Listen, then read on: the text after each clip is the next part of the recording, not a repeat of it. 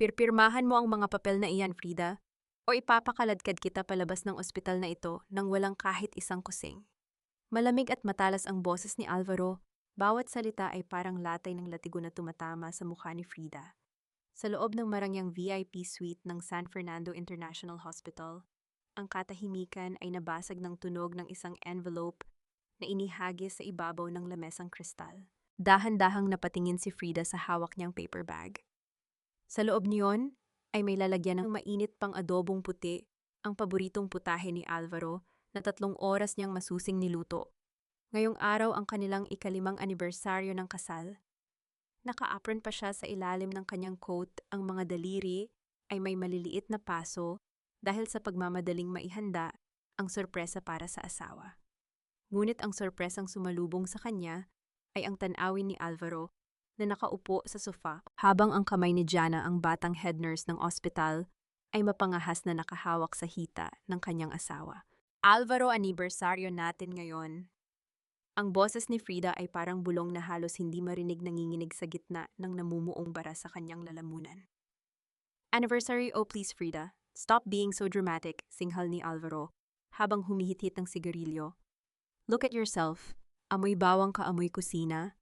You look more like a katulong than a doctor, let alone my wife. Nakakasawa na ang pagmumukha mong laging mukhang biktima.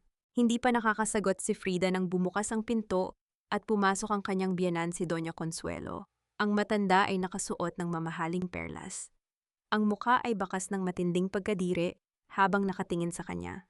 Mabuti at nandito ka na, Frida. Wika ni Doña Consuelo sa isang tinig na puno ng kaplastikan. Huwag mo nang pahirapan ang anak ko. Alam na namin ang lahat. Ang paglustay mo sa pondo ng charity fund ng ospital, ang pakikipagtagpo mo sa kung sinong lalaki sa labas. You are a disgrace to the San Fernando name. Nabitawan ni Frida ang paper bag. Nalaglag ito sa sahig na basag ang lalagyan at kumalat ang sarsa ng adobong puti sa mamahaling carpet, mabango, masarap. Ngunit ngayon ay mukhang basura na lamang. Parang ang 5 taon ng kanyang pagsisilbi, pagtitiis sa mga panlalait at paglimot sa sariling pangalan para suportahan ang karera ni Alvaro ay kumalat din at nayapakan sa sahig. Nararamdaman ni Frida ang panlalamig ng kanyang mga kamay. Ang kanyang puso ay tila pinipiga ng isang dambuhalang kamay hanggang sa hindi na siya makahinga. Gusto niyang sumigaw, gusto niyang itanong kung bakit nagagawa ng mga taong ito na baligtarin ang katotohanan pagkatapos ng lahat ng isinakripisyo niya. Ngunit walang boses na lumabas. Ang tanging naririnig niya ay ang malakas at mabilis na tibok ng sariling puso na parang tambol ng kamatayan. Don't worry, Frida, sabi ni Gianna habang tumatayo at lumalapit sa kanya, isang mapang-uyam na ngiti ang nakapaskil sa mapulang labi nito. I will take good care of Alvaro. And of course the hospital. You can leave now. Marami pang naghihintay na media sa labas para saksihan ang pagbagsak ng mabait na Dr. Frida Herrera. Isang malakas na sampal ang dumapo sa pisngi ni Frida mula kay Doña Consuelo bago pa siya makahuma. Ang lakas ng sampal ay nagpadapa sa kanya sa sahig, direkta sa kumalat na pagkain na niluto niya ng may pagmamahal. Lumayas ka na, hampas lupa, bulyaw ng matanda. You never belonged here anyway. Habang nakasubsob sa malamig na sahig, ramdam ni Frida ang bawat patak ng luha na humahalos sa sarsa ng adobo. Ang bawat pangungutya ay parang mga karayom na ibinabaon sa kanyang kaluluwa, iniuukit ang isang sugat na hindi kailanman maghihilom ng limot. Pinilit niyang tumayo kahit na nangangatog ang kanyang mga tuhod, kahit na ang buong mundo ay tila umiikot sa kawalan. Tumingin siya kay Alvaro, umaasang makakita ng kahit katiting na pagsisisi o awa sa mga mata nito. Ngunit ang nakita niya lamang ay ang kawalan ng pakialam ng isang taong hindi kailanman marunong magmahal. Sa sandaling iyon, ang huling hibla ng pag-asa sa loob ni Frida ay tuluyang naputol. Habang naglalakad siya palabas ng silid-bitbit, ang wasak na dangal at pusong durog na durog, isang tanong ang paulit-ulit na umaalingaw-ngaw sa kanyang isipan. Mas masakit pa kaysa sa sampal na kanyang natanggap. Ito ba ang kapalit ng 5 taon kong pag-alay ng buhay para sa pamilyang itinuring kong akin? Ang itapon ako sa putikan pagkatapos akong pakinabangan at ubusin. Pasensya na, Frida, pero kailangan ko ring isipin ang sarili kong kinabukasan. Hindi na ikaw ang chief surgeon na kilala ko, isa ka na lang pabigat ngayon. Ang bawat salita ni Selena ay tila isang malamig na balisong na itinusok sa likod ni Frida.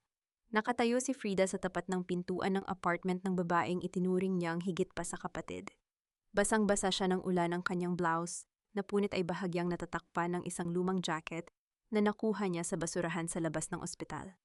Ang kanyang mga labi ay nanginginig sa ginaw, ngunit ang panginginig ng kanyang puso ay mas matindi pa. Selena, ikaw lang ang nakakaalam na hindi totoo ang mga paratang nila. Ikaw ang humawak ng backup drive ko. Pakiusap ni Frida, ang kanyang boses ay paos at halos mawala na sa ihip ng hangin. Please, sabihin mo sa kanila ang totoo. Sabihin mo na si Alvaro ang naglipat ng pondo. Isang mapait na tawa ang kumawala sa mga labi ni Selena. Inayos nito ang kanyang mamahaling salamin, isang bagay na alam ni Frida na hindi kayang bilhin ng sahod ng isang nurse.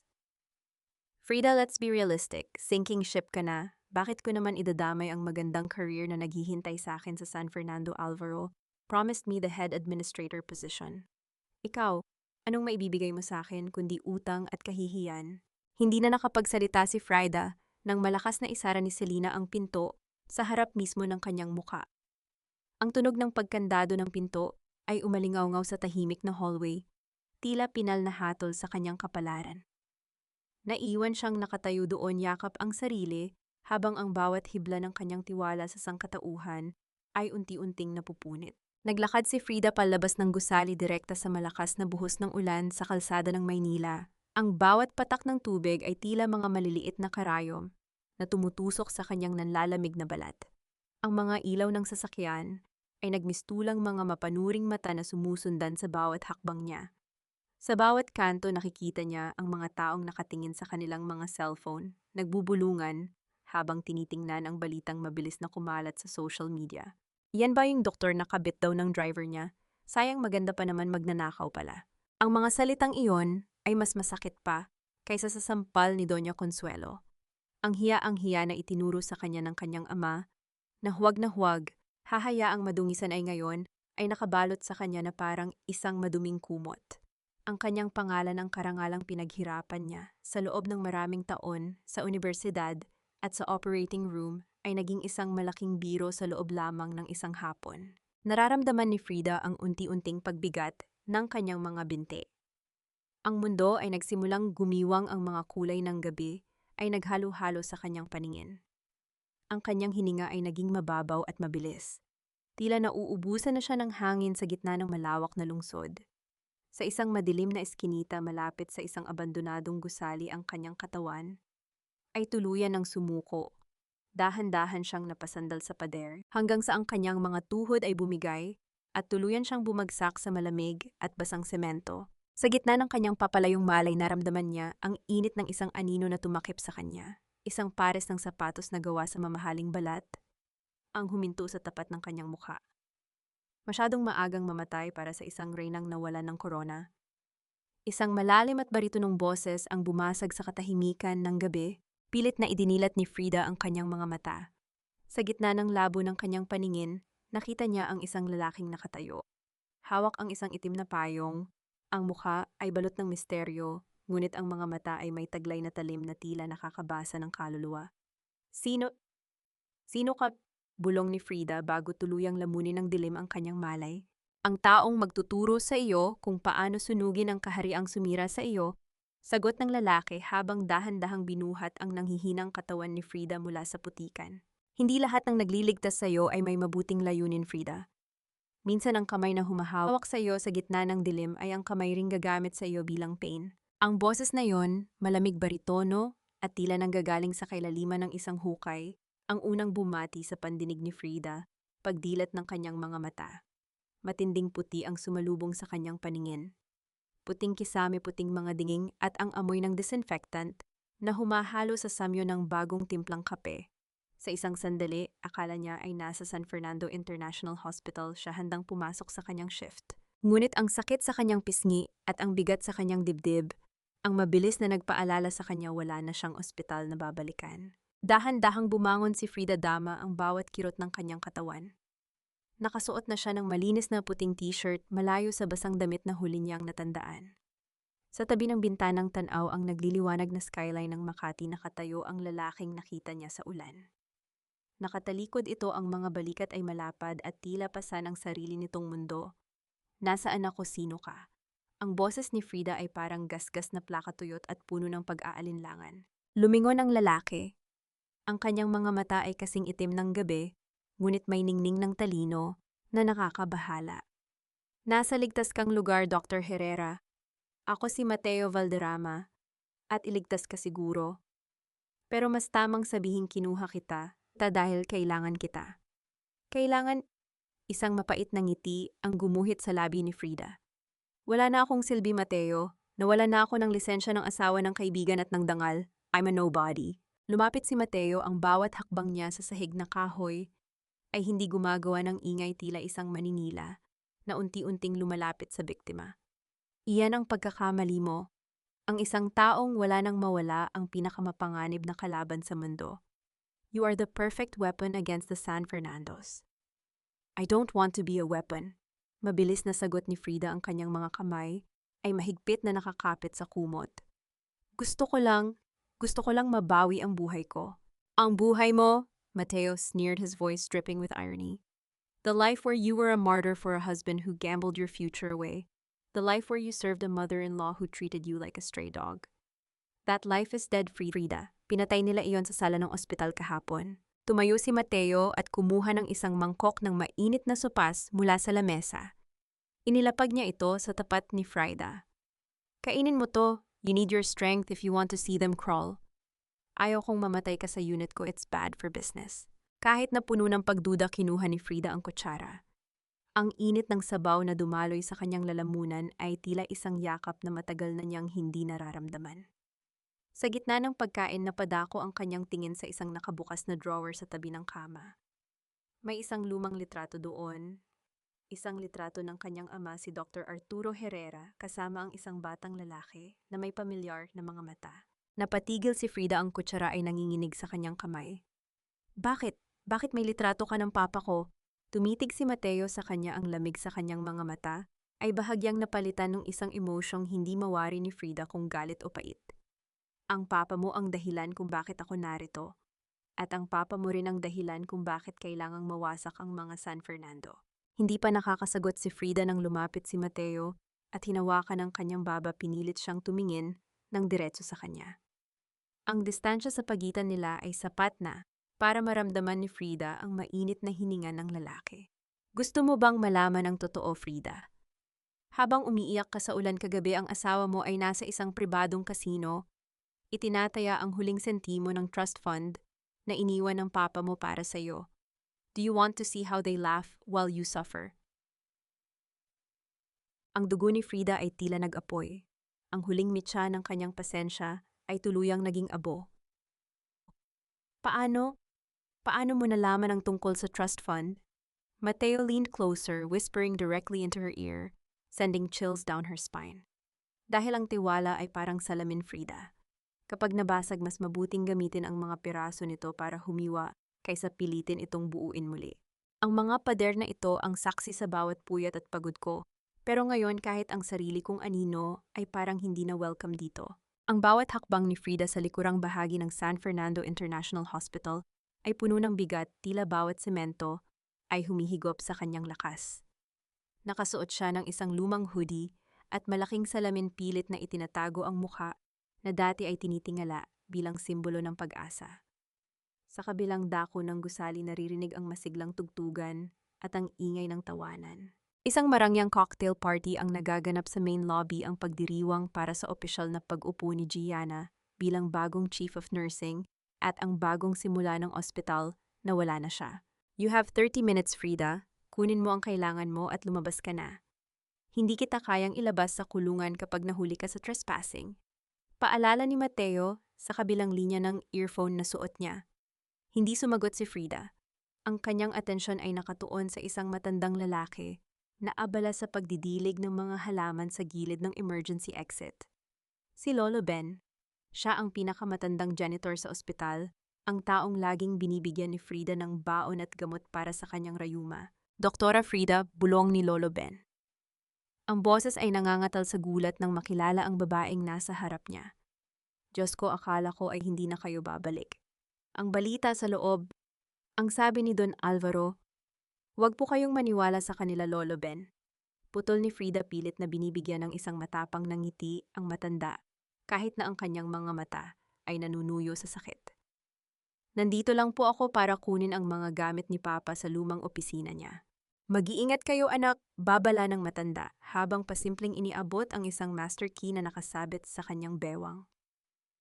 Ang katarungan ay parang binhi, kailangan munang mabaon sa lupa bago tumubo at mamulaklak. Huwag kayong susuko anak ng tunay na hari. Napatitig si Frida kay Lolo Ben. Ang salitang anak ng hari ay tila isang kuryenteng gumising sa kanyang diwa.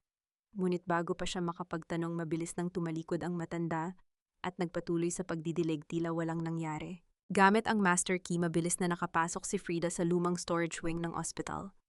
Ang alikabok at amoy ng lumang papel ang sumalubong sa kanya. Sa dulo ng pasilyo, naroon ang pintuan ng dating opisina ng kanyang ama. Pagpasok niya, nakita niya ang mga kahon ng kanyang mga gamit na parang basurang itinambak sa sulok. Habang naghahalongkat, narinig niya ang pagbukas ng pinto sa kabilang silid. Ang boses ni Alvaro at Doña Consuelo ay malinaw na umaabot sa kanyang kinaroroonan. Finally, mawala na ang pabigat na yun. Rinig ni Frida ang tunog ng baso ng wine na nag-uumpugan. Bukod sa nakuha natin ang pirma niya sa waiver, na ibenta ko na rin ang kalahati ng shares sa mga investor mula sa Macau. By next month, sementado na ang posisyon natin. Siguraduhin mo lang na hindi makakahanap ng paraan ang babaeng yon na makabalik pa. Malamig na tugon ni Doña Consuelo. The Herrera name must stay buried. Ang ospital na ito ay atin na, Alvaro. Wala nang makakapigil sa atin, lalo na ang isang martir na asawang hanggang ngayon ay hindi alam na ang sarili niyang ama ang nagbaon sa kanya sa utang. Napako si Frida sa kanyang kinatatayuan. Ang kanyang puso ay tila tumigil sa pagtibok. Ang papa ko, si Papa ang nagbaon sa akin sa utang. Hindi iyon totoo.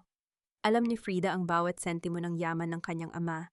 Ang bawat salita ng kanyang biyenan ay parang isang lason na unti-unting pumapatay sa huling alaala niya ng pag-ibig sa pamilyang iyon. Sa sobrang panginginig ng kanyang kamay, nabitawan ni Frida ang isang lumang frame ng larawan. Ang tunog ng pagkabasag ng bubog sa sahig ay tila isang pagsabog sa gitna ng katahimikan ng silid.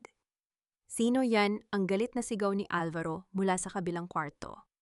Ang tunog ng mabibigat na yabag ng sapatos ay papalapit na sa pintuan ng kinaroroonan ni Frida. Natigilan si Frida, ang kanyang hininga ay tila naputol. Wala siyang mapagtataguan. Ang tanging hawak niya ay isang maliit na itim na notebook na nakuha niya mula sa kahon ng kanyang ama, isang notebook na may nakasulat na mga numerong tila isang lihim na code. Habang dahan-dahang bumubukas ang pinto, ang tanging naisip ni Frida ay ang mga salita ni Mateo. Ang tiwala ay parang salamin. Kapag nabasag, mas mabuting gamitin ang mga piraso nito para humiwa. Isang tanong ang naglaro sa kanyang isipan habang nakatitig sa papabukas na pinto. Gaano kalalim ang hukay na ginawa nila para sa akin, at handa ba akong hilahin sila pababa? Kasama ko, etc. Huwag kang lumingon, Frida. Ang mga alaala ay parang mga anino na lalamunin ka lang kapag hinayaan mong maghari ang takot. Ang boses ni Mateo sa earphone ay tila isang angkla na humihila kay Frida pabalik sa realidad. Sa labas ng pinto, ang tunog ng pagpihit ng doorknob ay tila isang hatol ng kamatayan. Ngunit bago pa tuluyang bumukas ang pinto, narinig niya ang malakas na tunog ng mga basong nagbabagsakan at ang ingay ng isang tray na tumama sa sahig mula sa kabilang dako ng pasilyo. Lintek, benta, tanga-tanga ka talaga, sigaw ni Alvaro. Ang mga yabag nito ay lumayo sa pinto ni Frida at nagtungo sa kinaroroonan ni Lolo Ben. Alam ni Frida na sinadya iyon ng matanda. Hindi siya nagsayang ng oras. Mabilis siyang lumabas sa bintana ng storage room at bumaba sa fire escape. Ang kanyang mga daliri ay humahapdi sa pagkakalapit sa malamig at kinakalawang na bakal. Pagdating sa ibaba, tumakbo siya palayo sa marangyang liwanag ng San Fernando, patungo sa kadiliman ng mga eskinita, kung saan ang amoy ng basura at estero ang nagahari. Habang naglalakad sa ilalim ng malamlam na ilaw ng poste, isang mahinang ubo ang pumukaw sa kanyang atensyon. Sa isang sulok na nababalot ng mga karton, nakita niya ang isang batang lalaki, si Toto. Ang bata ay nakabalot sa isang maduming sako, ang balat ay namumutla, at ang bawat hininga ay tila isang pakikipaglaban. Sa tabi niya, ang kanyang ina ay tahimik na umiiyak habang hinahaplos ang noo ng anak. "Ma'am, baka po may barya kayo?" Kailangan ng punang pambili ng gamot ng anak ko. Pagsusumamo ng ina, hindi nakikilala ang babaeng nasa harap niya. Lumuhod si Frida sa maruming semento.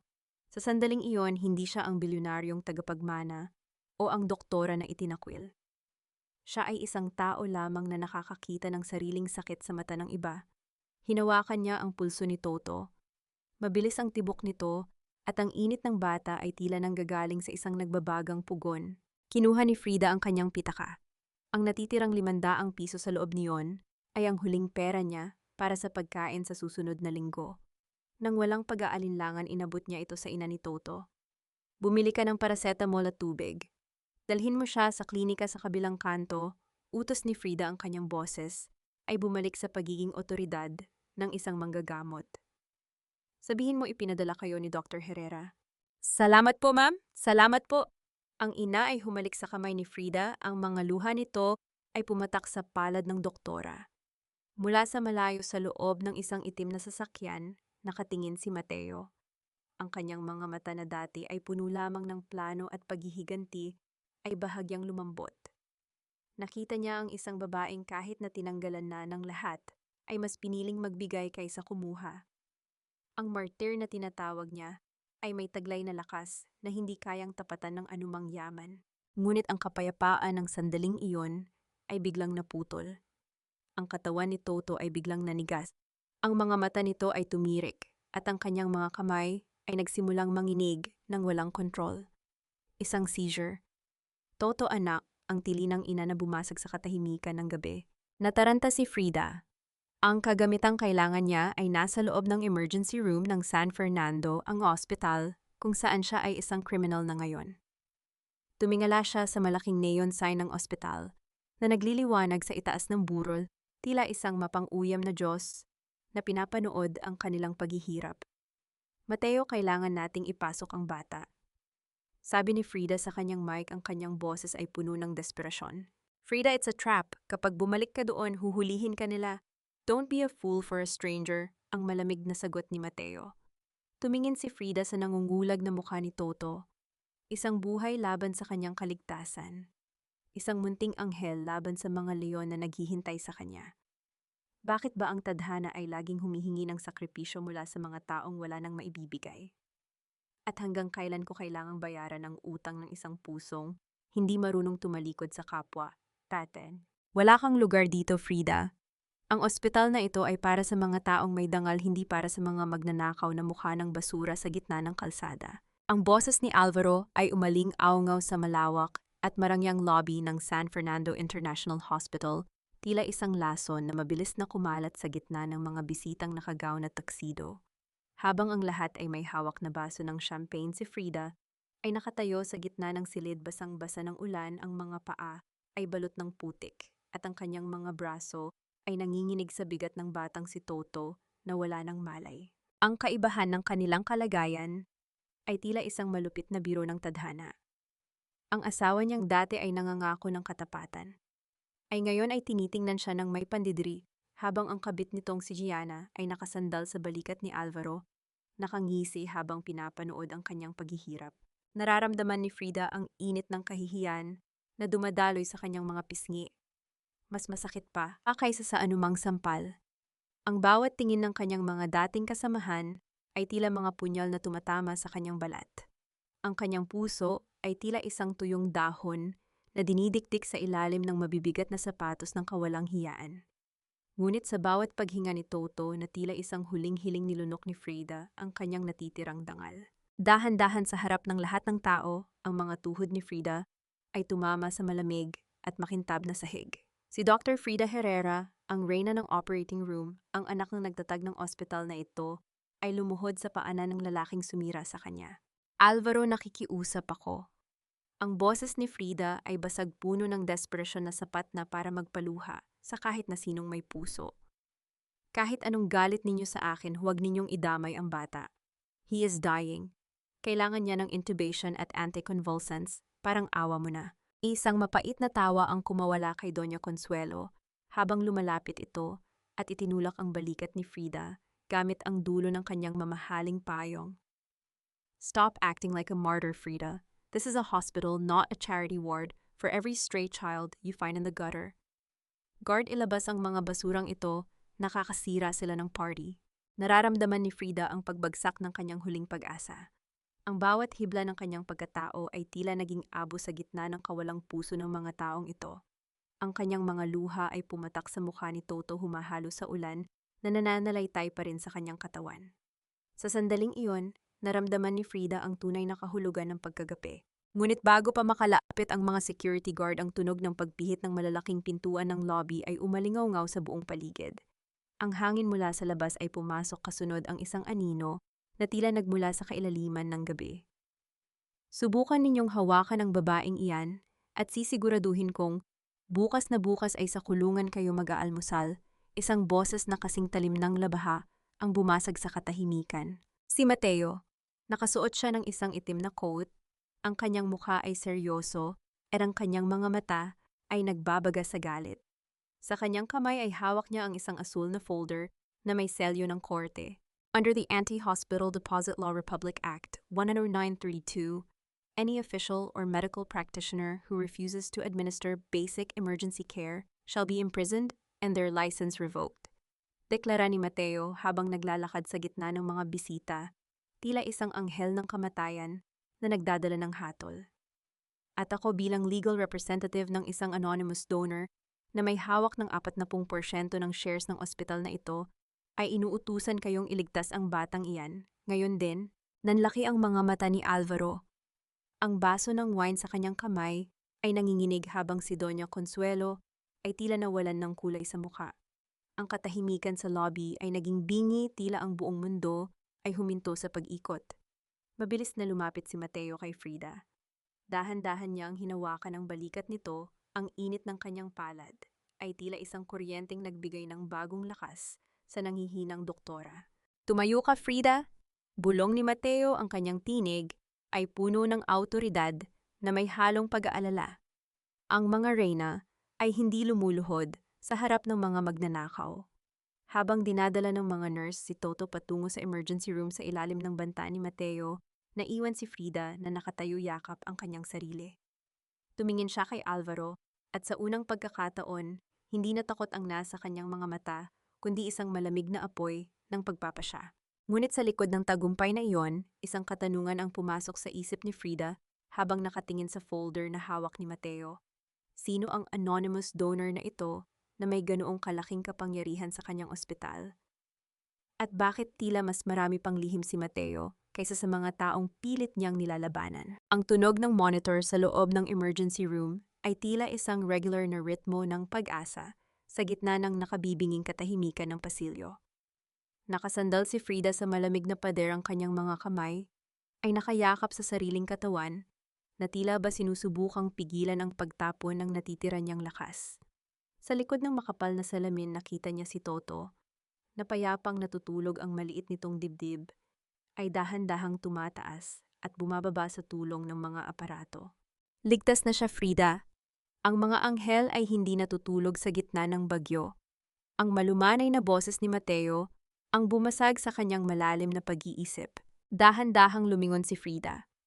Nakatayo si Mateo sa kanyang tabi, hindi na ang matapang na abogado na nakita niya kanina, kundi isang lalaking may bakas ng matinding pagod sa mga mata.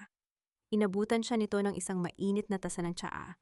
Ang usok niyon ay humahalo sa malamig na hangin ng ospital, nagdadala ng kaunting ginhawa sa nanunuyo niyang lalamunan. Salamat, Mateo. Hindi ko alam kung paano kita mababayaran sa lahat ng ito. Bulong ni Frida habang tinititigan ang sariling refleksyon sa tsae. Bakit mo ginagawa ang lahat ng ito para sa isang taong hindi mo naman talaga kilala? Umupo si Mateo sa tabi niya, ang distansya sa pagitan nila ay sapat na para marinig ni Frida ang malalim nitong buntong hininga. Kilala ko ang papa mo, Frida. Noong bata pa ako, siya ang kaisa-isang doktor na hindi tumingin sa dumi ng aming damit o sa kawalan ng laman ng aming bulsa. Ang papa mo ang nagbigay sa akin ng pagkakataong mabuhay ng mamatay ang sarili kong ama dahil sa kapabayaan ng mga San Fernando. Napatigil si Frida. Ang mga alaala ng kanyang ama ay biglang bumaha sa kanyang isipan, ang amoy ng lumang leather na bag nito, ang malalambot nitong kamay na humahaplos sa kanyang buhok tuwing gabi, at ang mga kwento nito tungkol sa tunay na kahulugan ng utang na loob at serbisyo. Ang mga San Fernando, ano ang kinalaman nila sa pamilya mo? Tanong ni Frida ang kanyang puso, ay nagsimulang tumibok ng mabilis sa kaba. Tumingin si Mateo sa malayo ang kanyang paningin, ay tila tumatagos sa mga pader ng ospital. Ang ospital na ito ay itinayo sa pawis at dugo ng maraming tao, Frida. Pero ang pamilya ni Alvaro ay parang mga anay na unti-unting kinain ang pundasyon ng dangal na iniwan ng papa mo. They didn't just steal the hospital, they stole the souls of the people who believed in it. My father was one of them.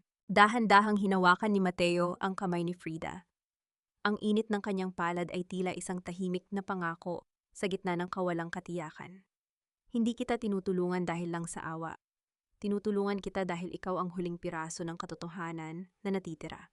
You are the rightful heir, not just of the money, but of the legacy. Naramdaman ni Frida ang isang mainit na luha na pumatak sa kanyang pisngi.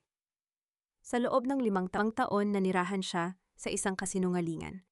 Pinaniniwala ang kailangan niyang maging martir para sa isang pamilyang itinuturing niyang tagapagligtas. Ngunit ngayon ang mga piring sa kanyang mga mata ay unti-unti nang natatanggal. Isang maliit na ngiti ang sumilay sa mga labi ni Frida nang makita niya ang isang maliit na rosaryo na nakasabit sa gilid ng higaan ni Toto. Isang simpleng bagay na nagpapaalala sa kanya na sa kabila ng dilim, mayroon pa ring liwanag. Iyon ang kanyang golden moment, ang sandali kung saan naramdaman niyang hindi siya nag-iisa sa kanyang laban. Sino ang anonymous donor na sinasabi mo kanina, Mateo? Tanong ni Frida habang pinupunasan ang kanyang mga mata. Paano niya nakuha ang ganoong kalaking shares? Tumayo si Mateo at inayos ang kanyang coat. Isang misteryosong ngiti ang gumuhit sa kanyang labi. Minsan ang pinakamalaking sikreto ay nakatago sa harap mismo ng ating mga mata. Ang donor na iyon ay matagal nang naghihintay sa tamang panahon para ipakita ang kanyang tunay na mukha. Habang naglalakad palayo si Mateo, naiwan si Frida na may dalang bagong katanungan. Ngunit bago pa siya makabalik sa kinaroroonan ni Toto, isang pamilyar na boses ang narinig niya mula sa dulo ng pasilyo.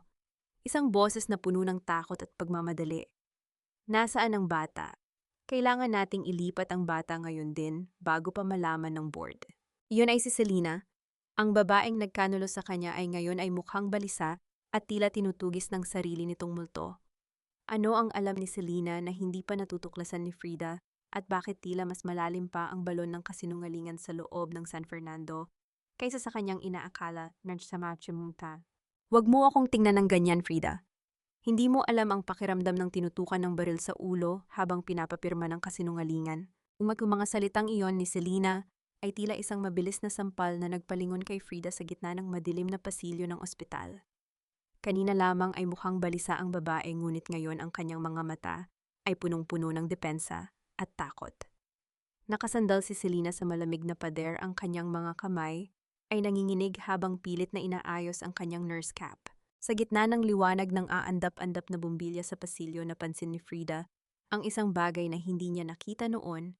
Isang kulay ube na pasa sa bandang itaas ng pulso ni Selena, bahagyang nakatago sa ilalim ng kanyang manggas. Ito ang babaeng itinuring niyang kapatid, ang babaeng nakasama niya sa bawat mahabang operasyon. Ngunit ngayon ay tila isang estrangherong may dalang lason.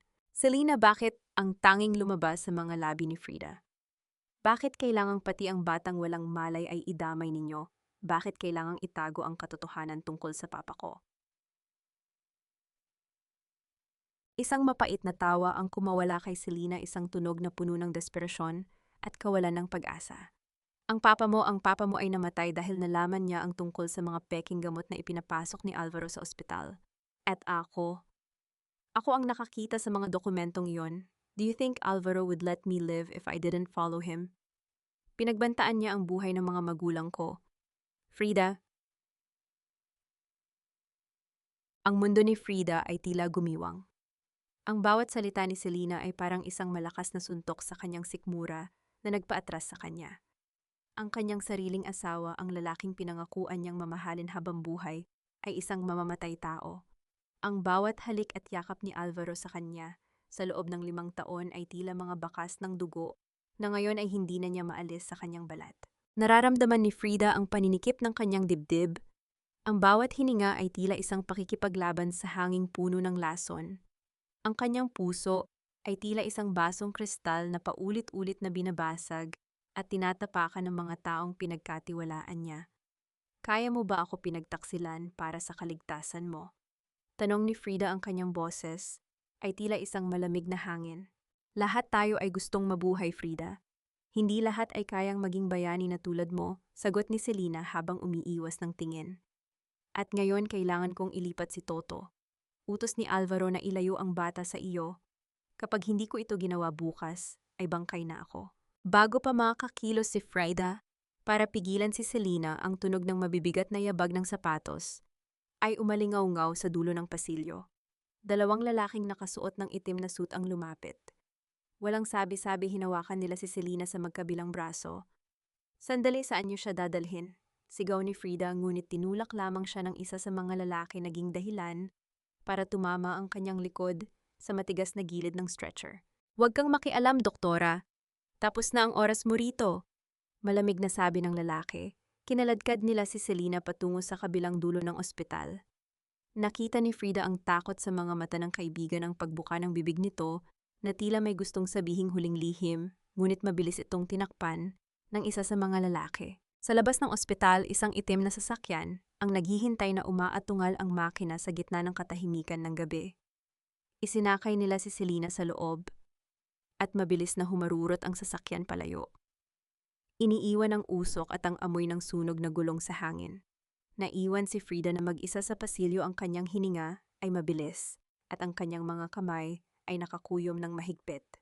Ang kaisa-isang tao na maaring magtestigo para sa kanya ay kinuha na ng mga anino ni Alvaro. Habang nakatingin sa kawalan isang tanong, ang hindi maalis sa isipan ni Frida, isang tanong na tila isang sumpa sa kanyang kaluluwa.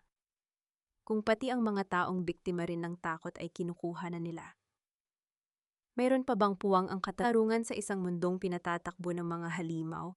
Or kailangan ko na ring maging halimaw para lamang sila ay matalo? Hindi sapat ang luha para mabawi ang Ospital, Frida. Ang kailangan mo ay dugo at talino at ang kahandaang maging kasing lamig ng bakal. Ang boses ni Mateo ay parang isang hagupit ng katotohanan sa loob ng tahimik niyang opisina. Nakaupo si Frida sa tapat ng malawak na lamesang nara. Sa harap niya ay ang mga dokumentong nagpapakita ng unti-unting pagpatay ni Alvaro sa pangarap ng kanyang ama. Ang bawat pahina ay punong-puno ng mga numero at pirma na tila mga bakas ng traidor sa gitna ng digmaan. Nararamdaman ni Frida ang panginginig ng kanyang mga daliri habang hinahawakan ang isang lumang fountain pen. Ang ballpen na ito ay regalo ng kanyang papa noong nakapasa siya sa board exam. Naalala niya ang init ng yakap ng ama, ang amoy ng kape at lumang libro, at ang pangakong gagamitin niya ang kanyang mga kamay para lamang sa paghilom. Ngunit ngayon, ang mga kamay na iyon ay kailangang matutong humawak ng sandata, hindi ng baril, kundi ng batas at katotohanan na mas matalas pa sa anumang scalpel. Paano ko gagawin ito, Mateo? Bulong ni Frida. Ang kanyang puso ay tila isang ibon na pilit kumakawala sa isang masikip na hawla. Ang bawat hininga niya ay may kasamang pait ng pagdududa. I was trained to save lives, not to destroy them. Lumapit si Mateo at tumayo sa likuran niya. Naramdaman ni Frida ang init ng katawan ng lalaki, isang presensya na nagbibigay sa kanya ng kakaibang lakas at takot ng magkasabay. Dahan-dahang ipinatong ni Mateo ang kanyang malaking palad sa ibabaw ng nanginginig na kamay ni Frida. Ang hawak nito ay matatag, tila sinasabing hindi siya bibitiw hanggat hindi natatapos ang laban. You're not destroying lives, Frida. You're removing a tumor, seryosong sabi ni Mateo. Ang kanyang boses ay naging malambot, malayo sa malamig na abogado na nakilala niya. Alvaro and his mother are the cancer of San Fernando.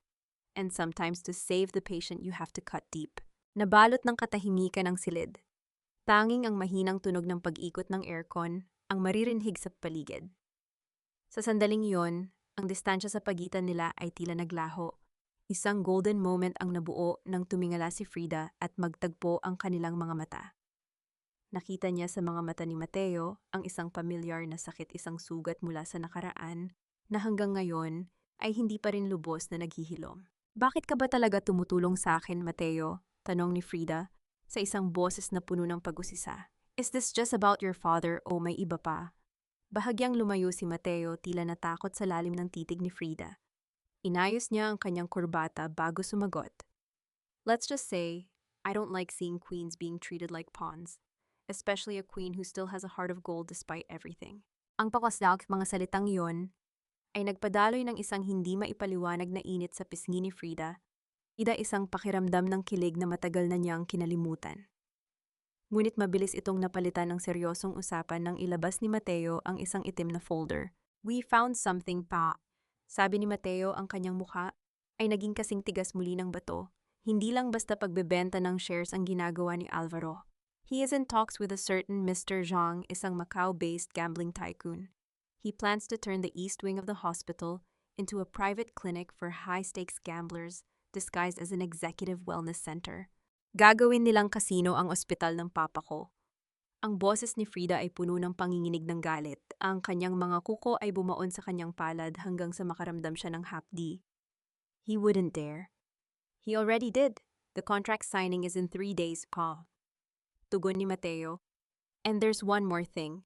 Ang perang pambayad ni Zhang ay hindi dadaan sa bangko. It's a cash transaction to bypass the audit. Isang malaking money laundering scheme na gagamit sa pangalan ng San Fernando. Napatayo si Frida. Ang takot na naramdaman niya kanina ay napalitan ng isang malamig at matalim na determination. Ang kanyang internal crumbling ay natapos na. Ngayon ang mga piraso ng kanyang pagkawasak ay nagsimulang mabuo bilang isang matibay na balute. Then we stop them, deklara ni Frida. Whatever it takes. Ngunit bago pa sila makapagplano ng susunod na hakbang, ang telepono ni Mateo ay umalingaw-ngaw sa ibabaw ng lamesa. Ang tunog ng vibration nito ay tila isang babala sa gitna ng gabi. Kinuha ito ni Mateo at ang kanyang mukha ay biglang nawalan ng kulay. What is it? Kaba na tanong ni Frida. It's about Selena, bulong ni Mateo. They found her car abandoned near the pier, but she's not inside. May naiwan lang na isang bagay sa driver's seat. Anong bagay? Ang iyong marriage contract, Frida. Puno ng dugo. Isang katanungan ang pumasok sa isip ni Frida habang nakatingin sa kadiliman sa labas ng bintana. Kung ang kasal na dapat ay simbolo ng pag-ibig, ay naging isang kontrata ng kamatayan, hanggang saan ang kayang gawin ni Alvaro para lamang mapanatili ang kanyang kapangyarihan. Hindi mo ba naintindihan, Frida, ang hustisya sa mundong ito ay binibili hindi hinihintay? At sa kasamaang palad wala kang kahit isang sentimo para bayaran ang katotohanan. Ang boses ni Alvaro ay puno ng mapang-uyam na tagumpay habang nakaupo siya sa gitna ng mahabang lamesa ng boardroom ng San Fernando International Hospital. Sa paligid niya ay ang mga miyembro ng Board of Trustees, ang mga taong dati ay yumuyuko sa bawat utos ni Frida, ngunit ngayon ay nakatingin sa kanya ng may halong awa at pangungutya. Nakatayo si Frida sa dulo ng lamesa tuwid, ang likod, at hawak ang isang folder na naglalaman ng mga dokumentong pinaghirapan nila ni Mateo. Ito na ang sandali ng kanyang pagbawi. Ito na ang oras para ilantad ang lahat, ang mga peking gamot, ang money laundering at ang unti-unting pagpatay sa ospital. Sa likuran niya nakatayo si Mateo, bilang kanyang abogado. Ang presensya nito ay tila isang matibay na pader na nagbibigay sa kanya ng lakas. Ipinapakita ng mga dokumentong ito na si Alvaro San Fernando ay pumasok sa isang illegal na kasunduan sa mga sindikato ng sugal mula sa Macau. Deklara ni Frida, ang kanyang boses ay malakas at matatag. At mayroon kaming testigo na magpapatunay sa lahat ng ito. Bumukas ang pinto ng boardroom. Pumasok ang isang babaeng nakayuko nanginginig at tila pasan ang buong mundo sa kanyang mga balikat. Si Selena, buhay siya ngunit ang kanyang mukha ay maputla at ang kanyang mga mata ay punong-puno ng takot. Selena, sabihin mo sa kanila ang totoo. Pakiusap ni Frida, ang kanyang boses ay lumambot.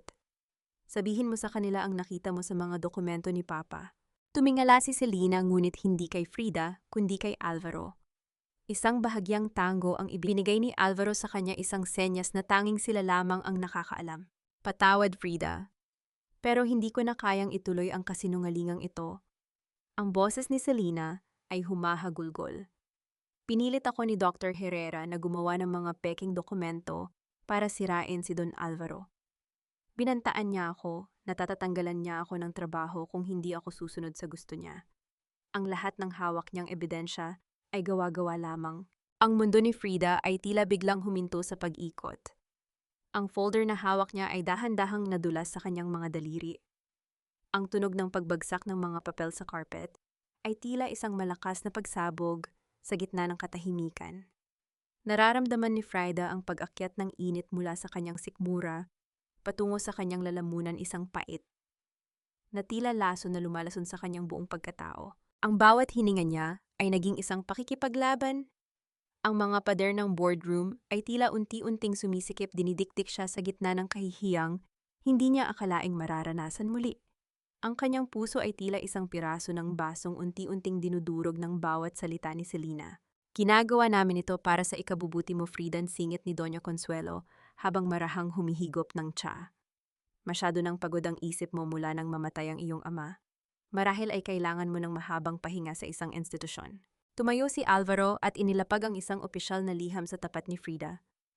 Effective immediately, the medical board has revoked your license to practice medicine indefinitely due to professional misconduct and forgery. Hindi ka na Dr. Frida. Isa ka na lang babaeng nawawala sa sariling kaisipan. Naramdaman ni Frida ang panlalamig ng kanyang mga paa. Ang bawat tingin ng mga board members ay tila mga hatol na guilty na umaalingaw-ngaw sa kanyang isipan. Tumingin siya kay Mateo, umaasang may magagawa ito, ngunit nakita niya ang matinding pagkabigla at pagkadismaya sa mukha ng lalaki. Ang kanilang master plan ay naging isang bitag na sila mismo ang pumasok. Habang kinaladkad siya ng mga security guard palabas ng boardroom, narinig ni Frida ang malakas na tawanan ni Alvaro at Gianna na nagmumula sa loob. Ang ingay ng kanilang kagalakan ay tila mga kutsarang kumakalampag sa isang walang lamang plato, maingay, masakit at walang katuturan. Naiwan si Frida sa labas ng ospital, nakaupo sa gilid ng kalsada habang ang ulan ay nagsisimulang pumatak. Ang kanyang blouse ay muling nababasa, ang kanyang dangal ay muling nayayapakan.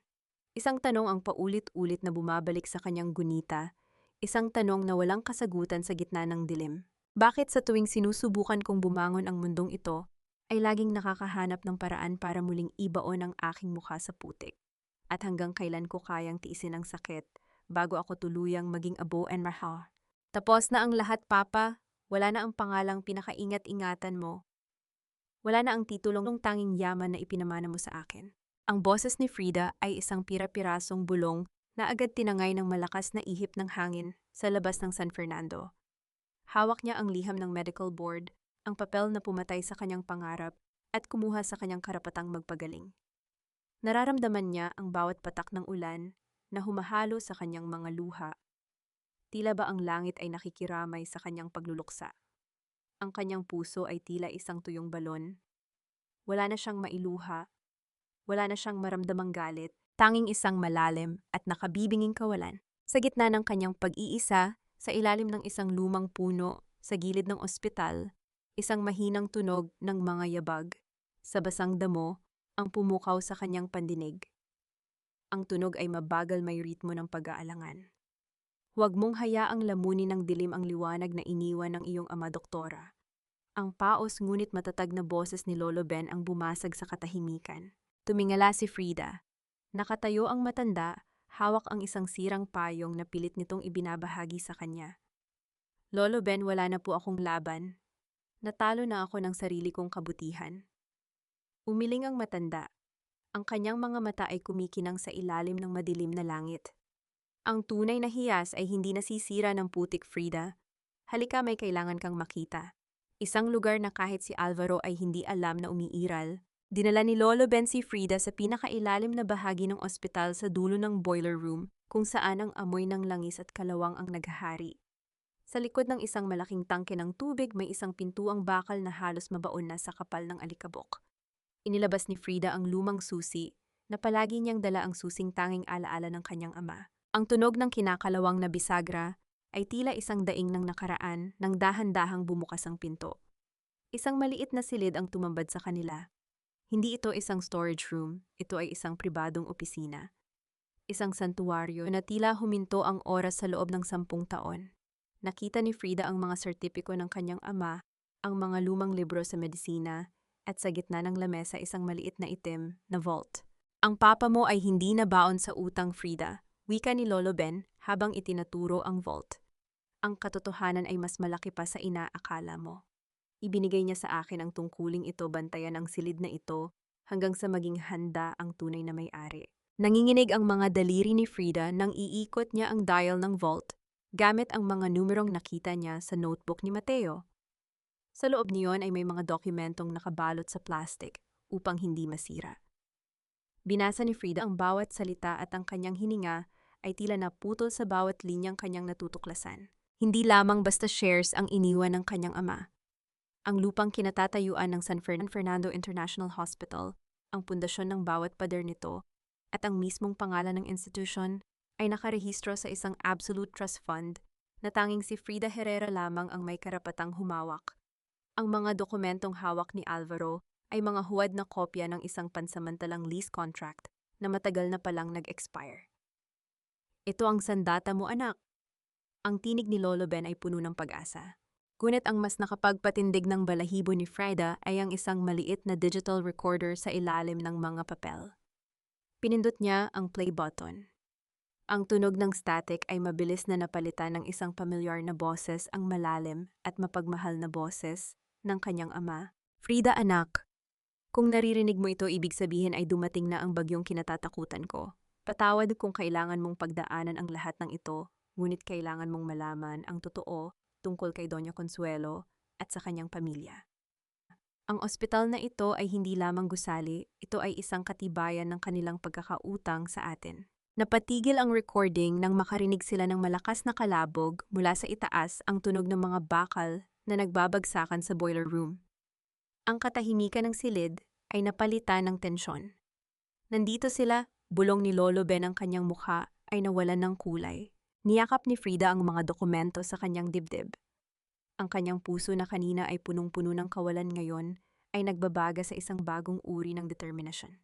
Isang tanong ang naglaro sa kanyang isipan habang nakatingin sa tanging labasan.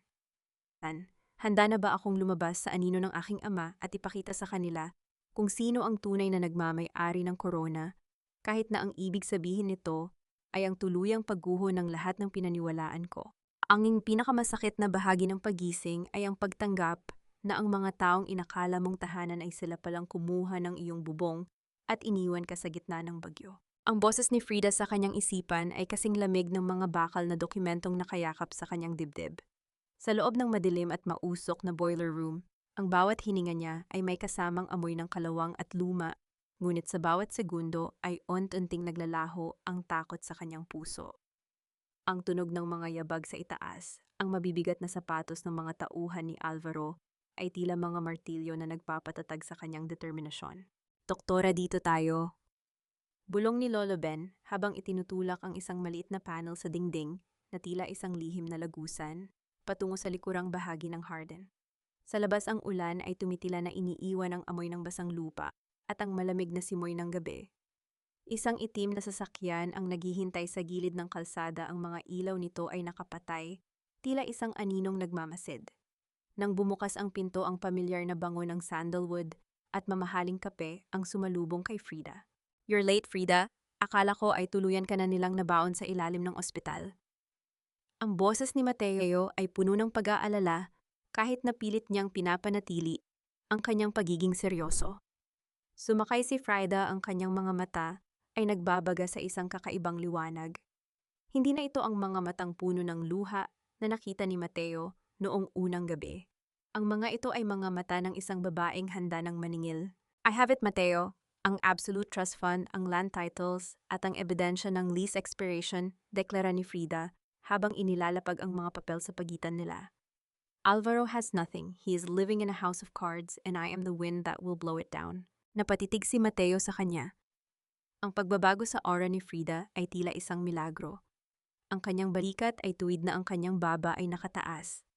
At ang bawat salita niya ay may bigat ng isang tunay na may-ari. Sa gitna ng dilim ng sasakyan, dahan-dahang hinawakan ni Mateo ang kamay ni Frida. Ngunit sa pagkakataong ito, hindi lang ito isang simpleng pagpapakalma. Hinawakan niya ito ng mahigpit, ang kanyang mga daliri ay sumusuko sa lambot ng balat ng doktora. Frida, listen to me. Ang boses ni Mateo ay naging malalim at puno ng emotion. Simula nang makita kita sa ulan, ang tanging plano ko lang ay gamitin ka. Pero sa bawat sakripisyo mo, sa bawat pagluha mo para sa ibang tao habang ikaw ay nadudurog na, Narealize ko na hindi ko kayang panoorin ka lang mula sa malayo. Hindi na lang ito tungkol sa paghihiganti ng pamilya ko. It's about protecting the only person who made me feel human again. Isang sandali ng kilig ang dumaan sa pagitan nila, isang pakiramdam na tila tumigil ang mundo sa gitna ng mabilis na takbo ng sasakyan.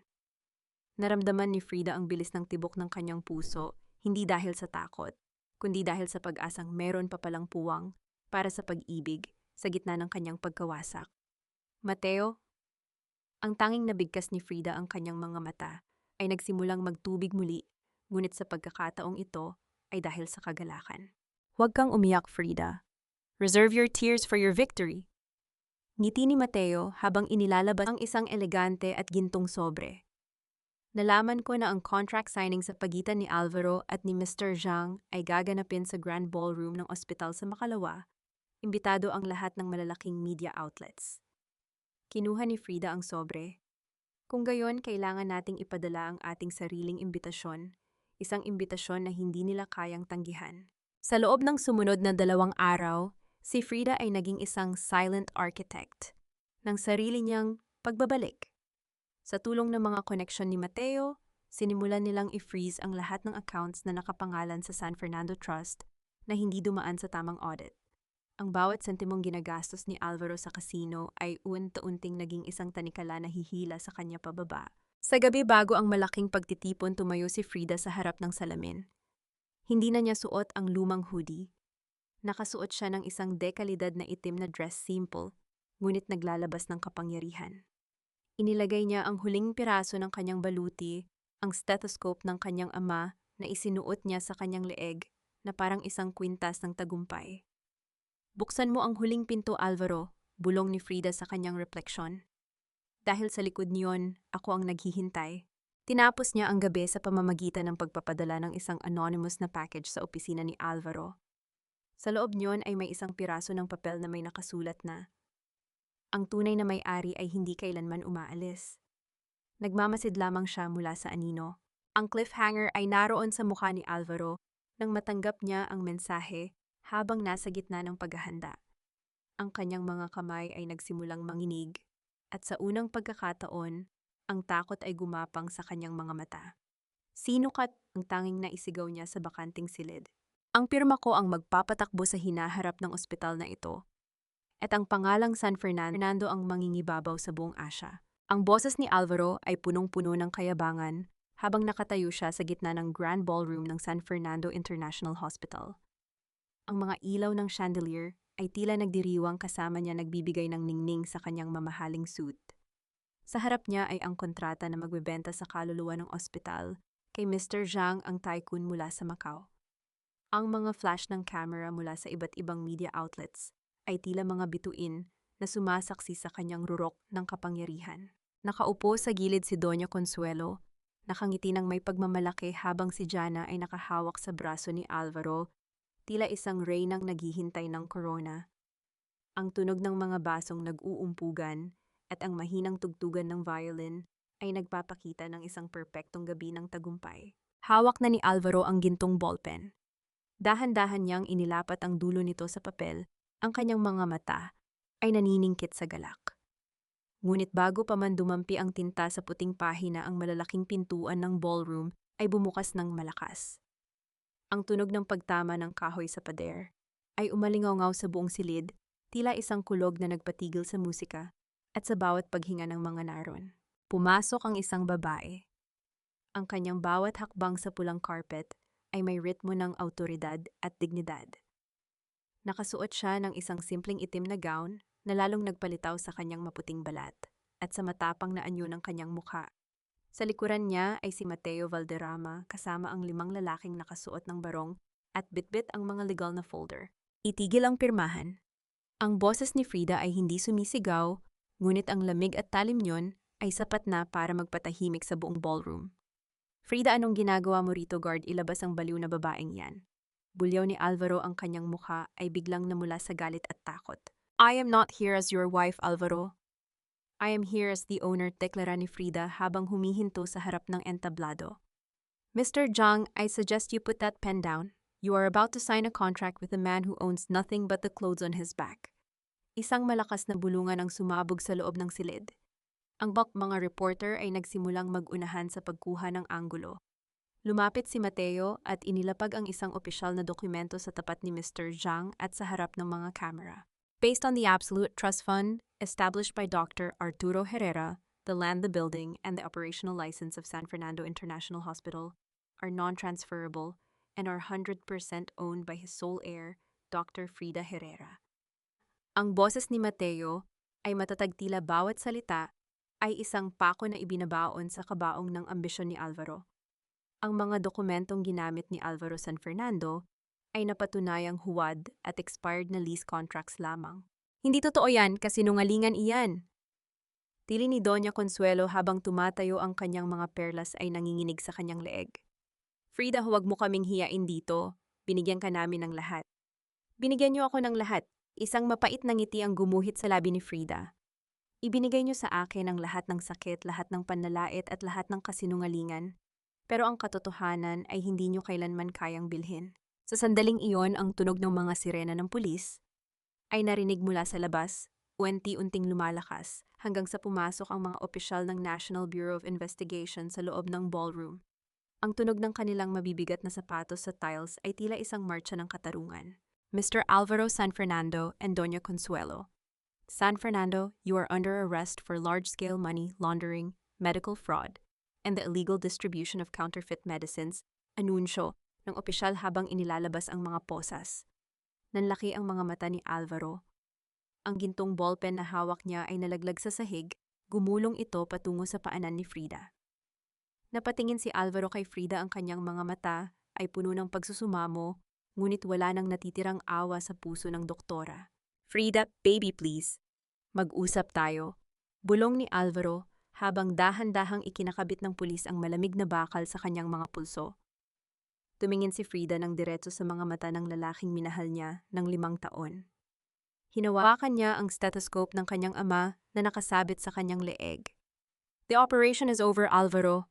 We've removed the cancer. Habang kinaladkad palabas ang mag-ina sa harap ng mga kumikislap na ilaw ng media, ang ballroom na dati ay puno ng yabang ay naging tahimik. Naiwan si Frida sa gitna ng entablado, ang kanyang dibdib ay dahan-dahang bumababa at tumataas. Nakita niya sa dulo ng silid si Lolo Ben nakangiti at tumatango sa kanya ng may luha sa mga mata. Iyon ang kanyang golden moment, ang sandaling naramdaman niyang ang kanyang ama ay nakangiti mula sa kabilang buhay. Ngunit sa gitna ng kanyang tagumpay, lumapit si Mateo sa kanya.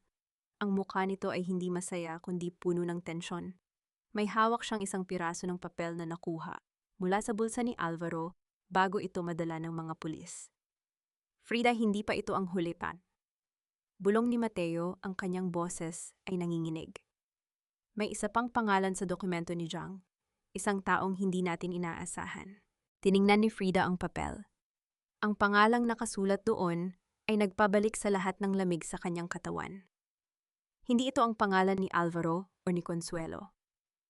Ito ay ang pangalan ng isang taong matagal na niyang ibinaon sa kanyang nakaraan. Siya, buhay pa siya.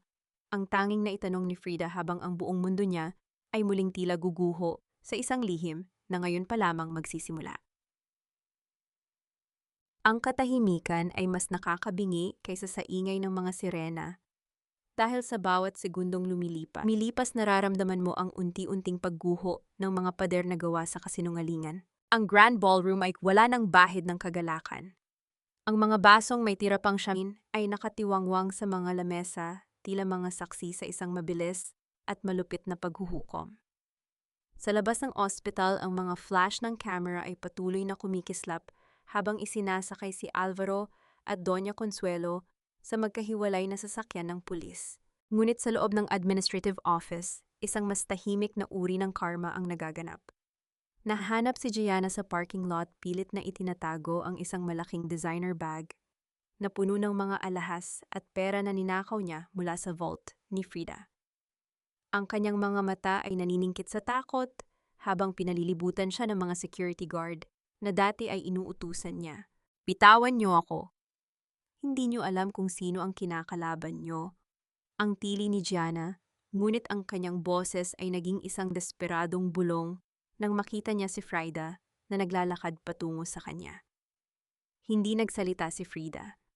Tiningnan niya lang ang babaeng naging mitya ng kanyang pasakit. Sa isang dahan-dahang pagkilos kinuha ni Frida ang bag mula sa kamay ni Gianna. Ang tunog ng pagbagsak ng mga mamahaling alahas sa semento ay tila isang huling-hiling na hindi nadiringgin. Ingiguywa ay naninakaw ay hindi kailanman magiging sayo, Gianna. Alright. Ang boses ni Frida ay malamig at puno ng autoridad. Isama niyo na siya sa presinto. Samantala sa kabilang dako ng lungsod, si Doña Consuelo ay nakaupo sa gilid ng kalsada sa tapat ng kanilang mansion na ngayon ay may nakapaskil ng foreclosed at sequestrated. Ang kanyang mga perlas ay tila naging mga tanikala sa kanyang leeg.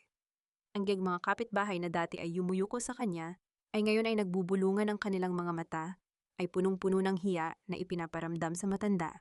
Ang kaisa-isang bagay na pinakaingat-ingatan niya, ang kanyang dangal sa lipunan, ay tuluyan ng naging abo. Kinabukasan binisita ni Frida si Alvaro sa loob ng selda. Ang liwanag sa loob ng silid ay sapat na para ipakita ang mukha ng asawa niyang dati ay punong-puno ng kayabangan, ngunit ngayon ay tila isang anino na lamang ng nakaraan. Nakasuot ito ng orange na uniforme, ang kanyang mga kamay ay nakapatong sa malamig na lamesang bakal. Frida, baby, alam kong galit ka. Ang simula ni Alvaro, ang kanyang boses ay nangangatal, sinusubukan pa ring gamitin ang kanyang gaslighting na taktika. Ginawa ko lang naman yun para sa atin, para sa future natin. Alam mo namang mahal kita, di ba? Isang mapait na tawa ang kumawala kay Frida. Humilig siya ng bahagya tinitigan ng lalaking minahal niya ng buong puso. Mahal Alvaro, hindi mo alam ang kahulugan ng salitang iyon. Ang minahal mo lang ay ang kapangyarihang ibinigay sa iyo ng papa ko. You didn't just lose the hospital, Alvaro. You lost the only person who would have died for you. Tumayo si Frida, handa ng talikuran ang bahaging ito ng kanyang buhay. Ang bawat sentimong ipinatalo mo sa sugal ay ang bawat patak ng dugo na ibinigay ng papa ko para sa ospital na ito. Ngayon, babayaran mo ang lahat ng iyon sa bawat segundong itatagal mo sa loob ng rehas. Frida, sandali on. Sigaw ni Alvaro habang hinahampas ang bakal na pintuan. Ang tunog ng kalansing ng mga posas ay umalingaw-ngaw sa buong pasilyo. Ngunit hindi na lumingon si Frida. Paglabas niya ng presinto, sinalubong siya ni Mateo. Ang mukha nito ay seryoso habang hawak ang dokumentong nakuha nila mula kay Mr. Zhang. Ang pangalang nakasulat doon ay hindi pa rin mawala sa isip ni Frida. Mateo, ang pangalang iyon, si Lucia Herrera. Ang boses ni Frida ay puno ng panginginig. Ang sabi ni Papa na namatay ang nanay ko noong pinanganak ako. Bakit ang pirma niya ang nasa kontrata ni Zhang bilang silent guarantor? Tumingin si Mateo ng diretso sa kanya, ang kanyang mga mata ay puno ng isang katotohanang mas masakit pa kaysa sa pagtataksil ni Alvaro. Dahil ang nanay mo ay hindi namatay, Frida. Ipinagpalit niya ang kaligtasan mo at ng papa mo sa mga San Fernando 30 taon na ang nakalilipas. At ngayon siya ang nagmamay-ari ng kalahati ng utang na kinakaharap ng ospital. Naramdaman ni Frida ang panlalamig ng kanyang buong katawan. Ang kanyang puso na akala niya ay naghilom na sa pagkabilanggo ni Alvaro ay muling nakaramdam ng isang malalim na sugat. Ang kanyang buong buhay ay tila isang malaking serya ng mga sakripisyo at lihim na hindi niya kailanman ninais. Nasaan siya? Tanong ni Frida. Ibinigay ni Mateo ang isang address sa isang liblib na bahagi ng Tagaytay. Naghihintay siya sa iyo, pero mag-iingat ka, Frida. Ang nakaraan ay hindi laging nagdadala ng kapayapaan. Minsan ito ang huling pagsubok bago mo mahanap ang tunay na kalayaan. Ang pagpapatawad ay hindi nangangahulugang kinalimutan mo na ang sakit. Ito ay ang pagpili na huwag nang hayaang diktahan ng sakit na yon ang iyong bukas. Ang malamig na simoy ng hangin sa Tagaytay ay tila yumayakap sa buong katauhan ni Frida habang nakatayo siya sa harap ng isang puting mansyon na napalilibutan ng makapal na hamog. Ang amoy ng pine trees at sariwang lupa ay nagbibigay ng kakaibang kapayapaan na matagal nang ipinagkait sa kanya ng maingay at magulong mundo ng San Fernando. Sa kanyang tabi nananatiling tahimik si Mateo, ang presensya nito ay tila isang matatag na haligi na hindi siya hinahayaang mabuwal. Dahan-dahang bumukas ang malaking pintuang kahoy.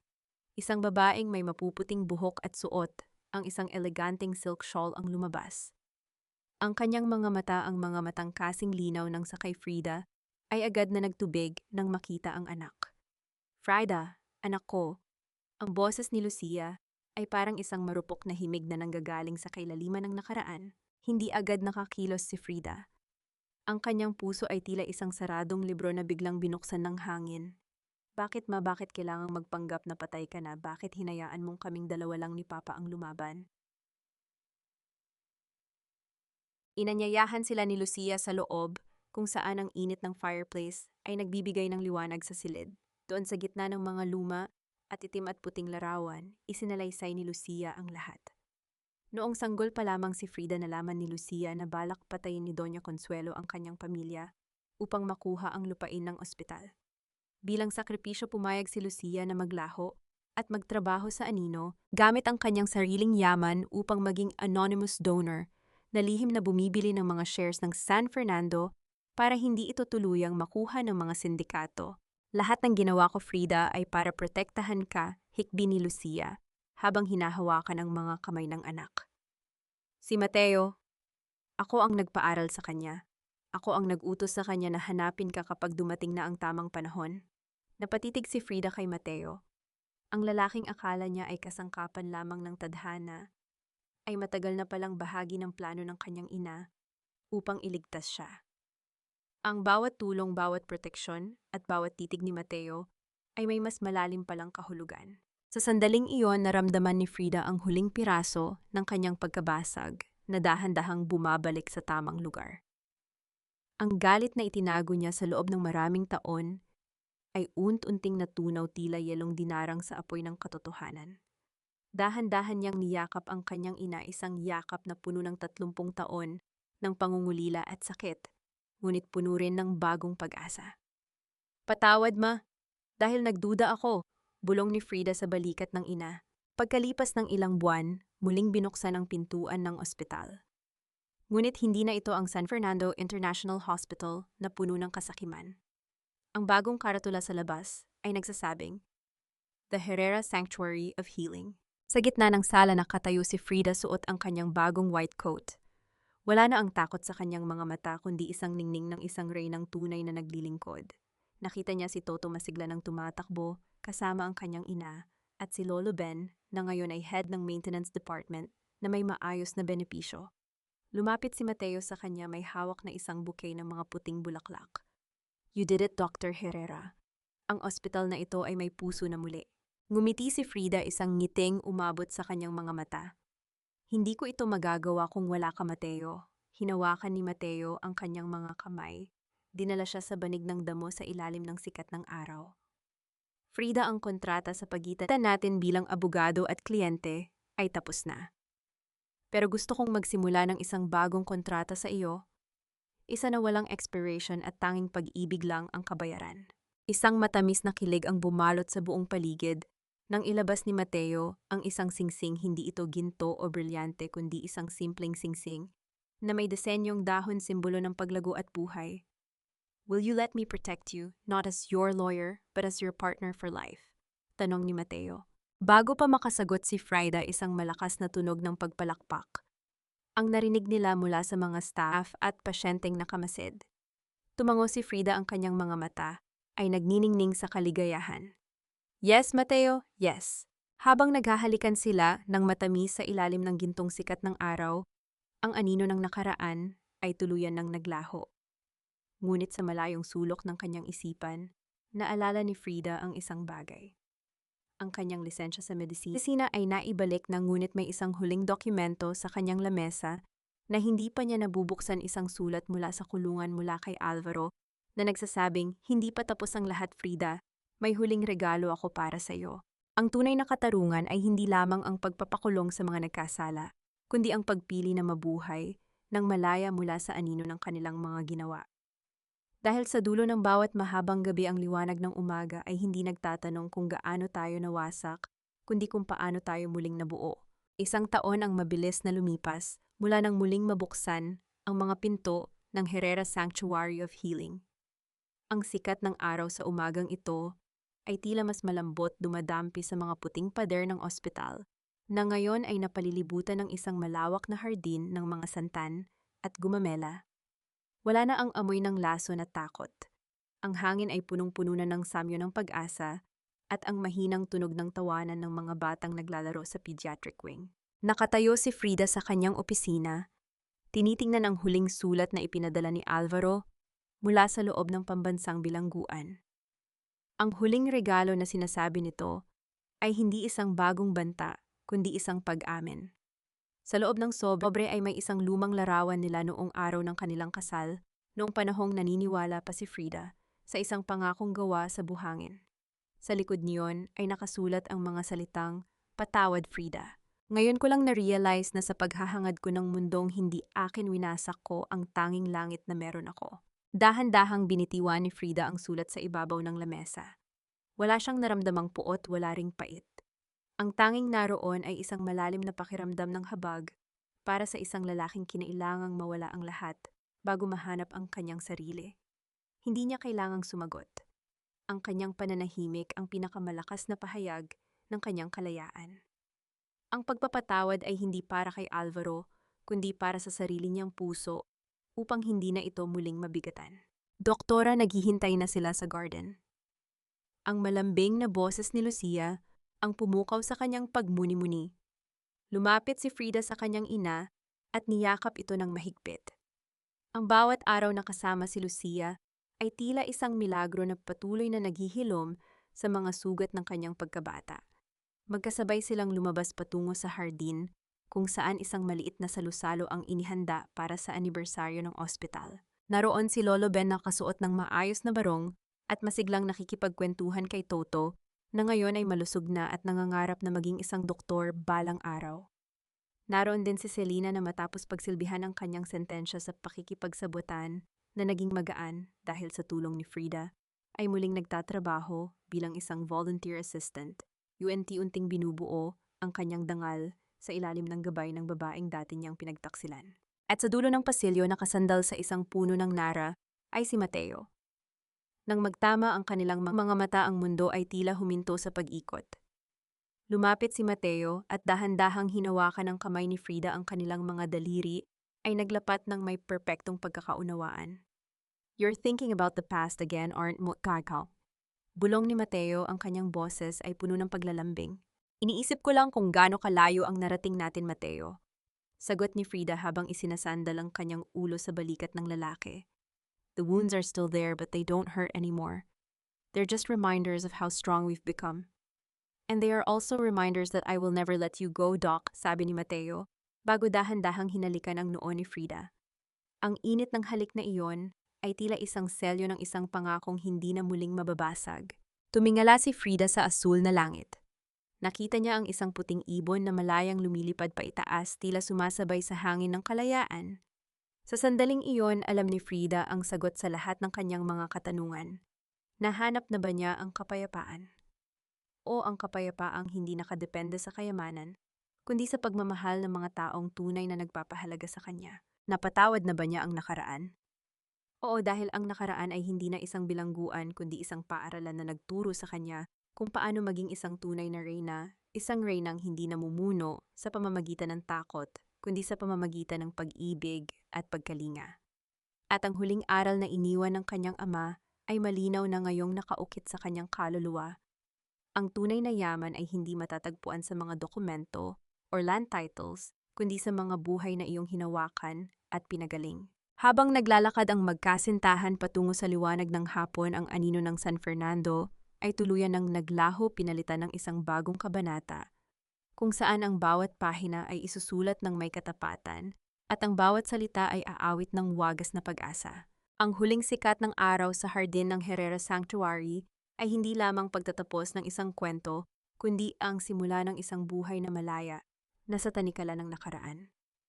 Sa bawat tibok ng puso ni Frida, naririnig natin ang awit ng katarungan at ang tunay na kahulugan ng kapayapaan. Mga mahal kong tagapakinig, maraming salamat sa pagtitiyaga at pagsama sa akin sa mahabang paglalakbay na ito hanggang sa huling yugto.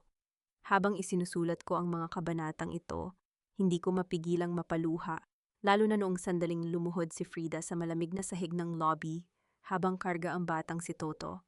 Isang mabigat na paalala na minsan kailangan muna nating itaya ang ating huling piraso ng dangal para lamang iligtas ang buhay at kaluluwa ng iba. Ang kwentong ito ay hindi lamang basta bunga ng malikhaing isip.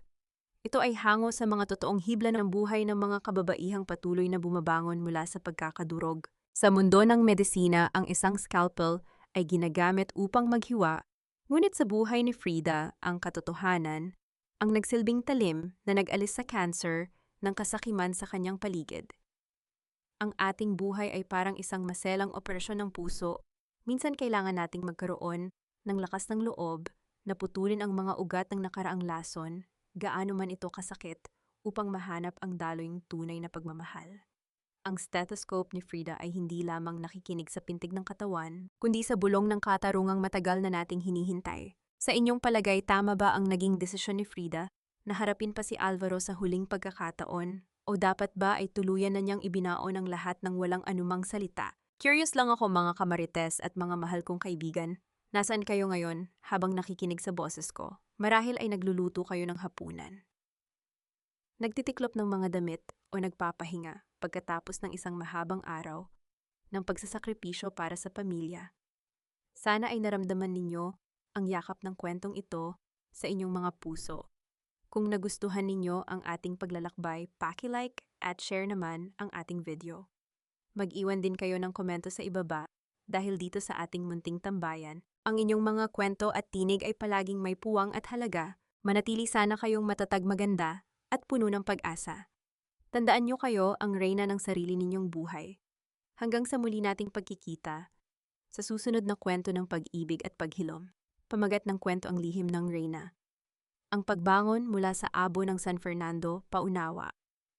Ang lahat ng mga tauhan at sitwasyon sa kwentong ito ay likhang isip lamang na binuo para sa layuning libangan at upang maghatid ng positibong mensahe.